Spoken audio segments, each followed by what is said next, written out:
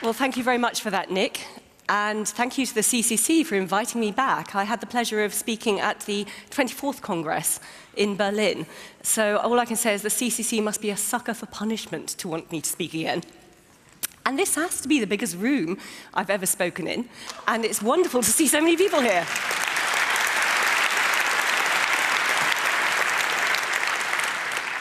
But you know the old adage, size isn't everything, it's what you do with it. So let's see what we can do now in very limited time. As Nick said, I used to work as a British intelligence officer for the UK Domestic Security Service, MI-5. This was back in the Jurassic era, in the mid to late 1990s. And I and my former partner, a man called David Shayler, were there for about 6 years each. And then we resigned in order to blow the whistle. In fact, I would suggest that in that analog age, we were sort of whistleblower 1.0. And what we're seeing now is the fruits of our labors with wonderful people like Edward Snowden coming forth and changing the global debate around what is proportionate about surveillance, intelligence, and democracy. So that's why we're here to celebrate, I think. Just to recap.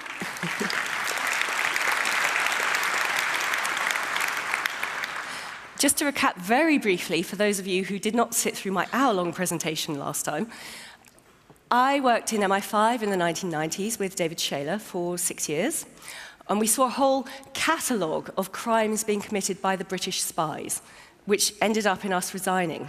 These included files on government ministers, hundreds of thousands of files on political activists within the UK, bombs that could and should have been prevented, that exploded on UK streets planted by the Provisional IRA, which MI5 could have stopped, but then didn't, and then they lied to government to cover up their mistakes. Innocent people going to prison for crimes and terrorist acts they did not commit. Illegal phone taps, there's a surprise. And it culminated with what became known as the Gaddafi plot, which was MI6, which is a sort of James Bond wing of British intelligence, funding known Islamic extremist terrorists in Libya to try and assassinate Gaddafi in 1996. This operation was illegal under UK law. It went wrong manifestly because Gaddafi survived to be assassinated another day by CIA and MI6-backed rebel forces in 2011. And it killed innocent people. We couldn't think of anything more heinous than that, so we decided to resign, and we ended up blowing the whistle, and we ended up actually going on the run around Europe. This was back in 1997. We had to go on the run literally for a month with MI5 on our heels. We had to live in hiding in a remote French farmhouse for a year. David had to live in French exile for 3 years. He could not return to the UK. And he went to prison not once but twice. First of all, in 1998, when the British government tried but failed to extradite him from France to stand trial for a breach of the Official Secrets Act. And then in 2000, he returned voluntarily to the UK to stand trial, and of course then ended up imprisoned, found guilty, and he was sent to prison again. So he paid a very high price for his whistleblowing activities. I paid a very high price for our whistleblowing activities. And lots of people around us did as well, because our friends, our family, student activist supporters, and even journalists were arrested, and in some cases convicted, for reporting or supporting this kind of work. But this is ancient history. I mean, this was way back in the 1990s, where even cryptome was a mere twinkle in John Young's eyes, although if you go on the site, you will find a lot of documents still from the Shayler whistleblowing years. But one thing I learned from that, or a couple of things, key things I learned from that, was one, how the media can be controlled. It can be spun by the intelligence agencies, even more than our government spin machine. And two, the value of privacy. Because during those years, and subsequently too, I still have my paranoid moments, during those years, we knew that we were being investigated by the spies. We knew that our communications were being intercepted. We'd been on the inside, we knew how they did it. So we knew our emails were not safe, we knew that our telephones weren't safe, we knew as well that there was a high probability that there were property bugs planted in our home even in our bedroom, where they could listen to everything. We also found out subsequently as well that some of our friends had been pressured by the secret police in the UK to report on us. So this is what it's like to live without privacy. This is what it's like to live under a Stasi state, a secret police or totalitarian regime. And we had it early, because we did something rather weird, rather extraordinary. We blew the whistle, we went on the run. We sort of expected that pushback. It does not mean it's easy to live with. It's incredibly corrosive to the human spirit to think that everything you say, everything you do, even if you just want to have a private conversation with your mother, is being listened to by some grey person in a grey office. And you begin to self-censor. You begin to worry about what you're looking at on the internet. You begin to worry about what you're saying, what you might be giving away inadvertently by talking about your private life, your social life. And that's what we had to live through. So roll forward now, of course, and now we all know that we are being listened to and watched and surveyed in a most amazingly panopticon manner, way worse than we faced back in the 1990s. So this is why I continue to fight for privacy. This is why I continue to campaign against this mission creep of the intelligence services. However, this talk originally was pitched as a four wars talk, which may seem a little tangential, but bear with me. This is something I began to gestate, to cogitate about in the last year, because one of my hats, one of the jobs I have, is to work as the European Director of an organization called Law Enforcement Against Prohibition, which is a bunch of police officers, judges, prison governors, intelligence officers, you name it, lawyers, who all say, through our professional experience, we know that the war on drugs has failed, and we know it for these reasons. So what I want to quickly scoot through are what I call my four wars, and they are wars on concepts. This is what we're facing. So it's the war on drugs, the war on terror, the war on the internet, of which you are all expert, and of course the war now on whistleblowers. And how do they all link in my strange mind, my little paranoid mind? I'll explain. I see these all as a basic attempt to subvert the basic freedoms we, in the West particularly, have fought for and spilled our blood for and died for over the last 500 or 600 years in our Western countries, to fight for the Universal Declaration of Human Rights, to fight for the basic concept of rights, so that we cannot be extrajudicially murdered, we cannot be kidnapped and tortured and disappeared, we cannot be stifled, our freedom of expression is enshrined, our freedom of privacy is enshrined. So what we're looking at now, I think, over the last 50 years or so, is a concerted pushback against those freedoms. The Universal Declaration of Human Rights came into being in 1948 as a direct result, a direct pushback to the horrors of World War II. And ever since then, we have seen what President Eisenhower called the military-industrial complex pushing back, trying to erode, trying to get rid of these basic rights in their own interests. The war on drugs, I think, is probably the first version of this fight back. And I say this because the aim of the war on drugs, of course, was to create a drug-free world. Drugs are evil, drugs are bad, blah, blah, blah.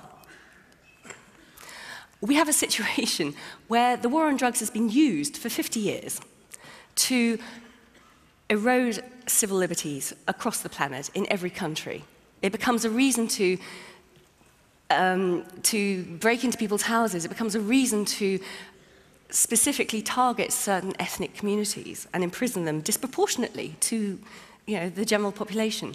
And it specifically became a reason to intervene, as the US likes euphemistically to call it, into other countries across the planet where they might have other strategic interests, particularly Latin America, and particularly Central Asia, the Middle East, and North Africa. And this trade is worth, estimated, about $500 billion per year. And that is all going into the pockets of not only organized crime cartels, organized criminals, and not only the official criminals in our banking system, who do very well out of it, let's point that out, but also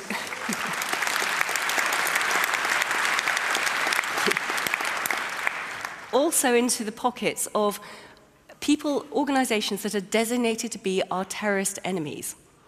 It is estimated that over half the organizations on the planet who are designated to be terrorists are funded primarily through drug money. So on the one hand, we prohibit drugs, push the trade underground, it becomes hugely lucrative, and then it creates the war on drugs. And then on the other hand, we want to fight the war on terror, which is fantastic, isn't it? It's a sort of cyclical business model. I mean, some genius somewhere dreamt that up. It's perfect for the military security complex. I mean, even Afghanistan, which we liberated, and they're so grateful and they're so happy 10 years ago, over 10 years ago. They estimate that during the West's occupation, the acreage undergrowth for the poppy has doubled across the country. And strangely, under the British-run areas, it's trebled. And they're going to have a bumper crop this year. So that worked.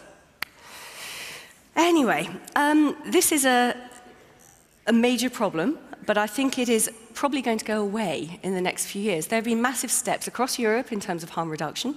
There have been massive steps across Latin America, where many countries are now beginning to legalize certain drug use and tax it and regulate it. And even in America itself, the fountainhead of the war on drugs. Even in America, 2 states now have fully legalized cannabis use, even for fun, hey?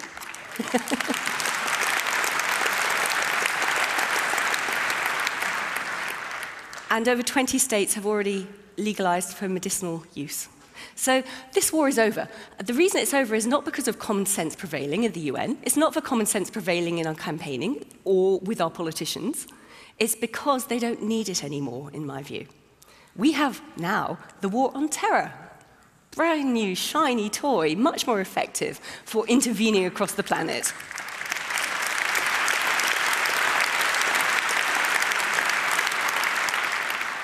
The war on terror, after 9/11, when the intelligence gloves came off, has provided the perfect pretext for eroding all our hard-won civil liberties in all our countries. It has produced the most amazing pretext for intervening in any country we deem to be harboring terrorists, whatever that is, or might be threatening our national security, whatever that is. That's never been legally defined anywhere. And we have the situation where it's not just our rights going. We have a situation where the president, on a Tuesday in the US, sits down and he's presented with a list from the CIA based on hearsay or snitches or a bit of, electronic intelligence, saying this person's a terrorist. And that is the CIA kill list that he signs every week. And when he puts his signature at the bottom of that list, those people are fair game. Those people will be attacked by kids in America playing video snuff movies, using drones to take out that person on the say-so of anonymous intelligence agents, where whole families and wedding parties and village councils are eradicated from unseen threats in the sky. That is what we have coming out of America now. And also the UK, by the way. There is a RAF base in Lincolnshire in the UK that is doing the same thing. This is disgusting.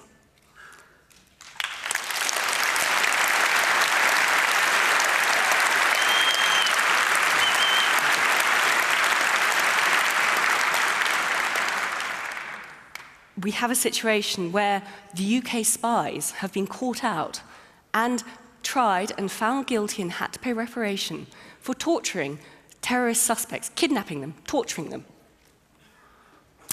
And nobody has been put on trial. Nobody's been held accountable. Nobody has been put in prison for engaging in torture. These might be people I used to work with, go out for dinner with or something. It's just horrible. And they are being covered up for. They're being protected by the establishment. And this is all part of what I see as the growing fascism. Let's not mince words. It's a growing fascism.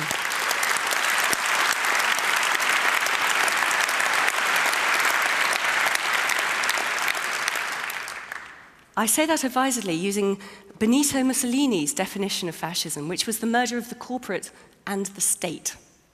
That is precisely what we've seen. That is precisely what we're seeing. You will know better than I about the war on the internet. I don't really need to go into that detail here with this crowd.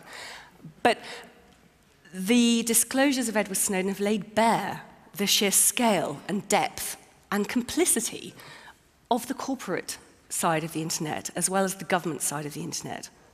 This is not just about trying to stop the free flow of information where they can spy on what we send to each other. This is also about trying, of course, with the copyright wars, to stop the free flow of interesting information because they want to control that information and get us to pay for it. So they've got us in a pincer movement. And the corporate lobbyists, the big corporations, have been laid bare as being complicit with the NSA snooping, as Snowden disclosed very early on. But they also have shown their true colors by trying to push through all these ghastly international trade agreements around the Pacific Rim, across the Atlantic. And we need to be aware of this sheer scale of corporatism. What is going on? How many rights we're losing? The fact that these corporations, these lobbyists, can actually put these proposals in writing and tell our elected representatives, who are supposed to represent our interests as citizens, you sign here. You can't read it, but just rubber stamp it. If that is not a definition of corporatism, if that is not an analogy with what was going on in 1930s Germany, I do not know what is.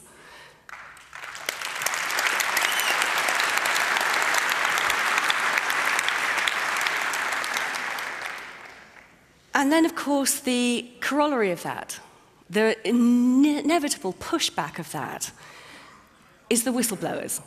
This is, someone described it as the last-ditch regulator of this degree of corruption, not just within the intelligence agencies. I mean, you know, we've had this whole slew of whistleblowers coming out of the banking sector. We have slews of whistleblowers coming into health, everything. They are just there, and they need a voice, they need protection. And Snowden is just, he has done the most amazing thing for the planet. I mean, there have been many other whistleblowers in the past, including coming out of the NSA, like Thomas Drake and Bill Binney, and John Kiriakou, who is the CIA officer who exposed their use of torture, who's currently in prison, although the torturers are not in prison. A whole slew of whistleblowers are coming out.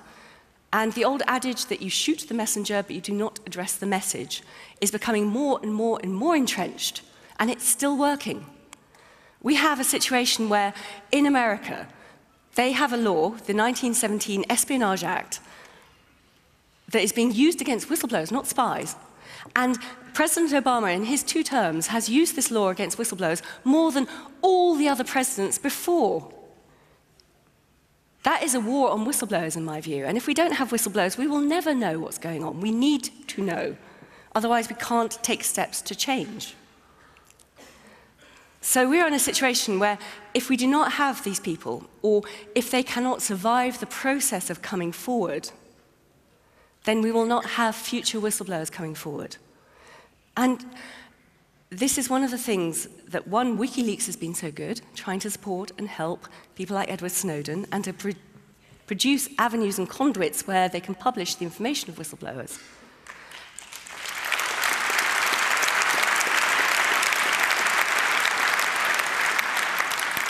But it's also something that we all need to support, we all need to protect, we all need to encourage future whistleblowers. There is the freesnowden.is website, and you can all donate to his defense fund. I mean, he is not going to not have a few legal fights in his future, shall we say. There are other campaigns, Jeremy Hammond, Julian Assange, John Kiriakou, even Anna Carter. I mean, there's so many of them. We need people who have the courage to stand up and fight. But if the ones who come before are seen to be crushed, are seen not to survive, not only to lose their jobs or face imprisonment, but lose everything, then future potential whistleblowers, and there may be some here, who think, I'm working in this organization, I see this going wrong, as a single person, I can make a difference. One person can make a difference, such a difference as we've seen with Edward Snowden. We need to encourage that. We need to show they can survive the process. Not just survive, but flourish. So what we are now doing is setting up a sort of umbrella protective organization to help.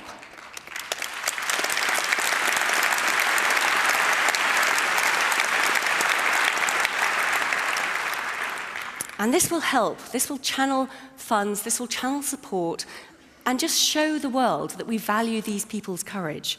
And this, indeed, is what it's going to be called, Courage, the Fund to Protect Journalistic Sources.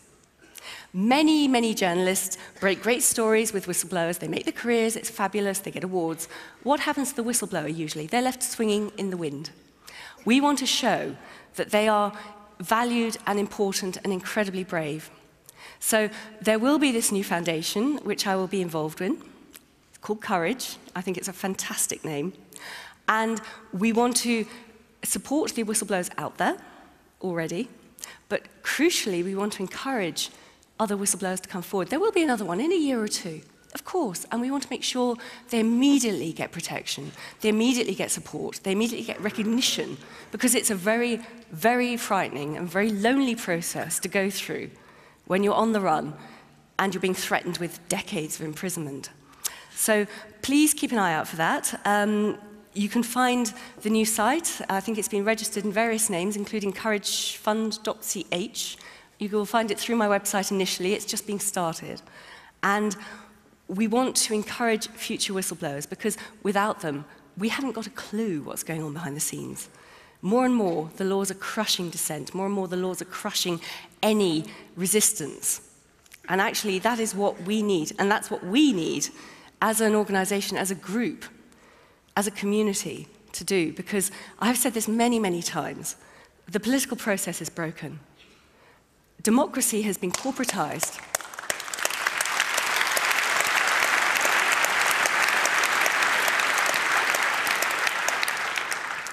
We can't resist in the same way that we used to think we could. You know, civil society, protest groups, whatever. They are infiltrated, they are spied on, we are all surveyed, we have no privacy. We can't plan, we can't think, we can't write, we can't communicate freely. But your community, our community, this is the one community that can offer a line of defense. I think you should start calling yourself the resistance, because that is indeed what you are. Please go forth and fight.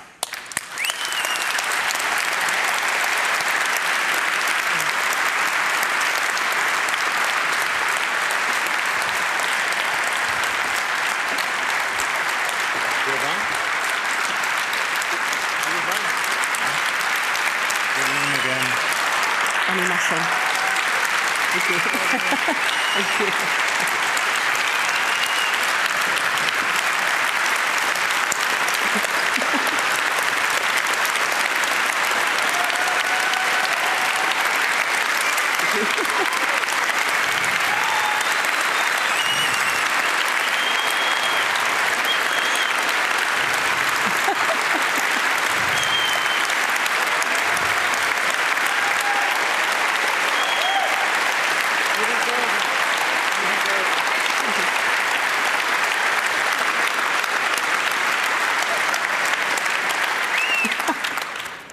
So thank you very much for this applause, and be ready for another one in 1 minute.